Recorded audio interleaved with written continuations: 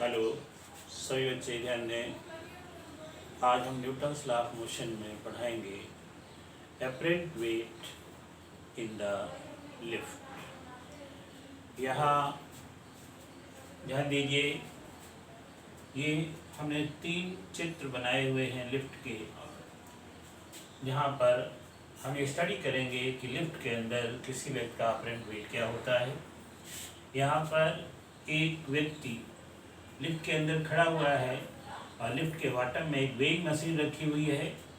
वो weighing machine पर खड़ा हुआ है और व्यक्ति का मास m है, जिसके कारण गुरुत्वीय बल या गुरुत्वीय फोर्स या ग्रेविटेशनल फोर्स mg काम कर रहा है एंड रिएक्शन r काम कर रहा है और उसका जो वेट है वो w।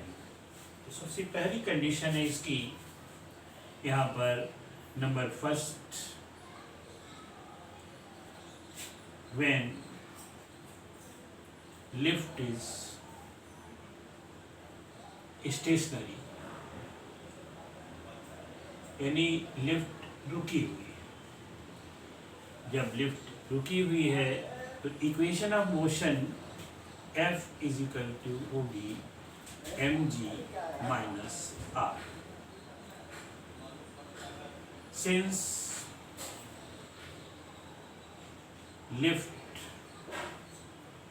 is stationary,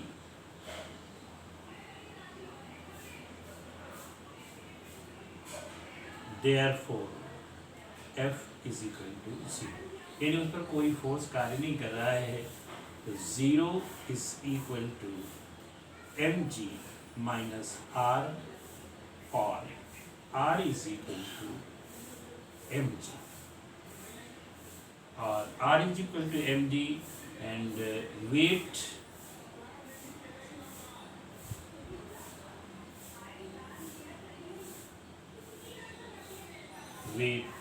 w is equal to r according to Newton's law of motion for every action there is equal and opposite action, therefore w is equal to mg। कहने का मतलब स्टेशनरी लिफ्ट में जो व्यक्ति का wait होगा वो उसका रियल वेट होगा, therefore w is the real weight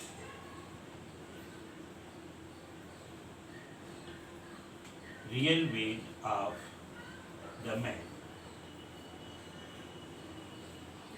अब सेकंड कंडीशन देखिए, when lift is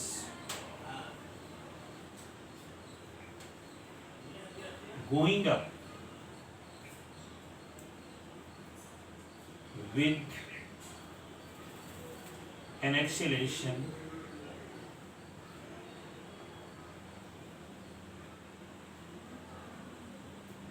a, यानी लिफ्ट a एक्सीलरेशन से ऊपर चल रही है, इक्वेशन ऑफ मोशन यानी therefore F is equal to mg minus r and F is equal to minus ma। यहाँ क्वेश्चन y माइनस ma, देखिए हम जितनी भी डिस्टेंसेस हैं वो along the g पॉजिटिव लेते हैं और ये अगेंस्ट द g है इसलिए नेगेटिव ले रहे हैं, therefore F की जगह लिखेंगे minus ma is equal to mg minus r और r is equal to mg plus ma।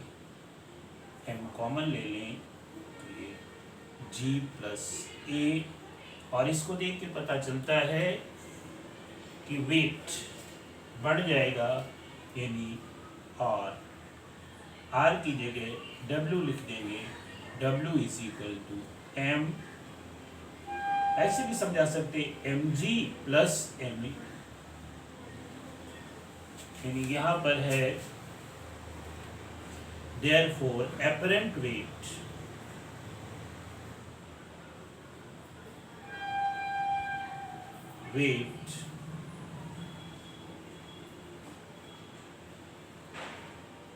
of the man will appear to be increased.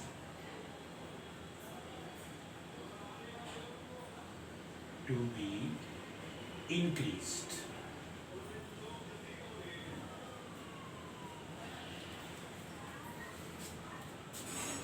मतलब व्यक्ति का जो वेट है वो बढ़ा हुआ प्रतीत होगा इन द सेकेंड कंडीशन। आप थर्ड कंडीशन में देखिए, when lift is coming down,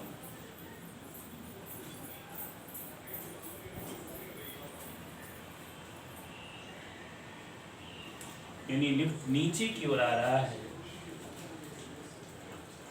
then F is equal to ma, therefore F is equal to mg minus r, और F की जगह लिख दें ma is equal to mg minus r, और r is equal to mg minus ma। यहाँ पर m common लेकर हम लिख सकते हैं g minus a, और w is equal to mg minus m। यहाँ पर हो जाएगा therefore, यहाँ पर ma कम हो रहा है, therefore apparent weight of the man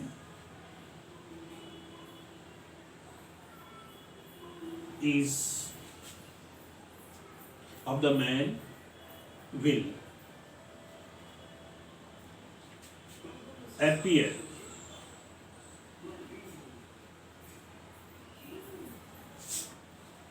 to be decreased, यानी उसका वेट कम हो जाएगा।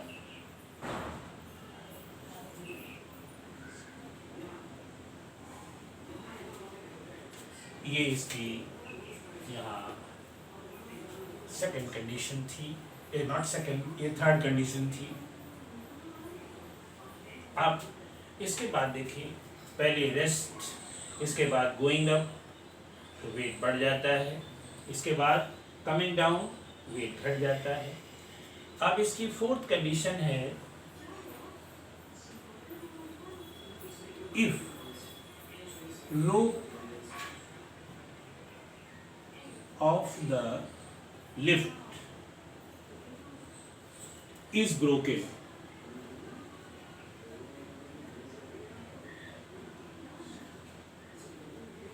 यानी रस्सी, लिफ्ट की रस्सी जिस पर लिफ्ट स्विंग कर रही है, यानी जिस पर लटकी हुई है, वो टूट जाती है, then F is equal to mg हो जाएगा। क्यों? आप फ्री हो जाएगी और उसके ऊपर जो फोर्स है वो ग्रेविटेशन फोर्स लगेगा, देयरफॉर इक्वेशन ऑफ मोशन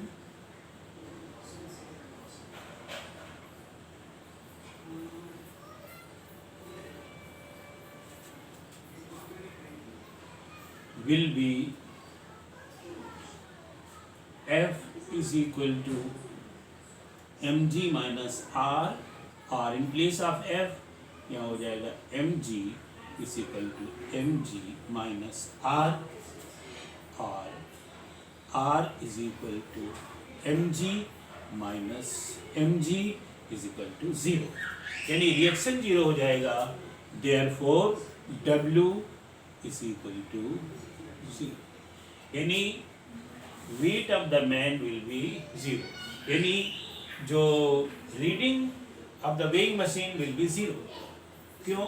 वो तो बिल्कुल फ्री फॉल हो जाएगा, और फ्री फॉल में जो वेइंग मशीन है उसका वेट, यानी वो 0 वेट बताती है। और यही एक्चुअल जो कंडीशन है वो है वेटलेसनेस की, और ये हो जाएगा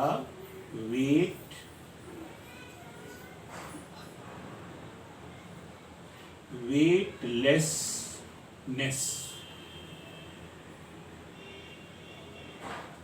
ये इसकी कंडीशन है। अब इसके बाद फिफ्थ कंडीशन है, यहाँ तो रस्सी टूट जाती है।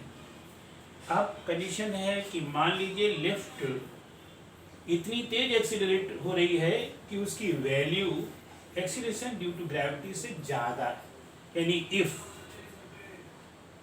ध्यान रखिएगा, इफ ए या acceleration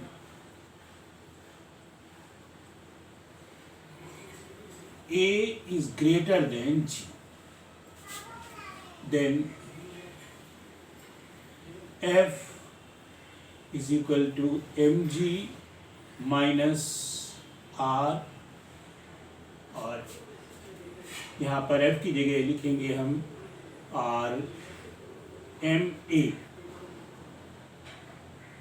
is equal to mg minus r, और R is equal to mg minus m।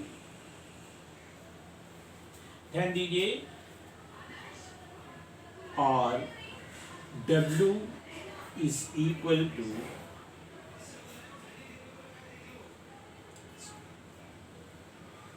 since A is greater than G, therefore W will be negative, यानी उसका वेट जो है वो नेगेटिव हो जाएगा, और जब वेट नेगेटिव हो जाएगा तब क्या होगा, the man will rise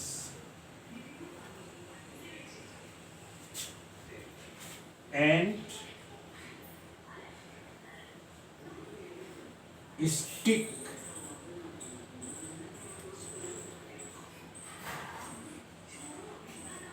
to the ceiling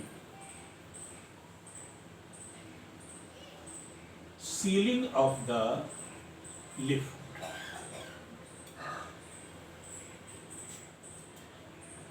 यानी व्यक्ति नीचे से ऊपर की ओर उठेगा and stick to the ceiling of the lift, यानी लिफ्ट की सीलिंग से जुड़ जाएगा, यानी हवा में स्विंग करने लगेगा। ये इसकी 5 स्थितियां होती हैं।